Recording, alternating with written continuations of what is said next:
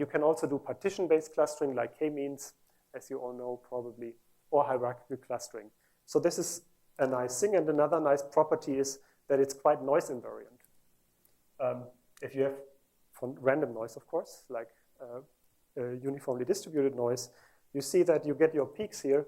And if I add noise now, I still have the peaks, right? And you can show that given certain properties of the noise that you can still find it. So what is now the basic idea of the Denclue algorithm? And this is a very simplified version here, but, and of course, again, only in two-dimensional space that I show it to you, but you have to assume that it's in high dimensional space. So the first thing is you get the minimum bounding rectangle for your data set. Then you basically partition it into a cube set. And you see that you get certain populated cubes. And now some of you say, you said high dimensional. High dimensional grid doesn't work. You can't compute a 100-dimensional grid. Clearly no.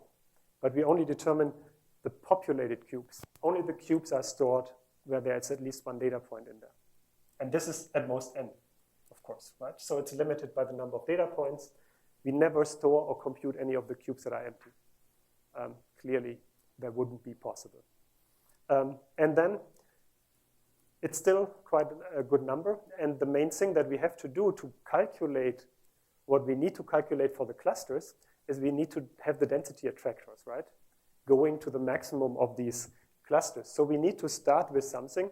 And starting with every populated cube would be too big of an effort. So we start with the highly populated cube. Highly populated is whatever, like for high-dimensional data, it's more than 2 points, 2 or more.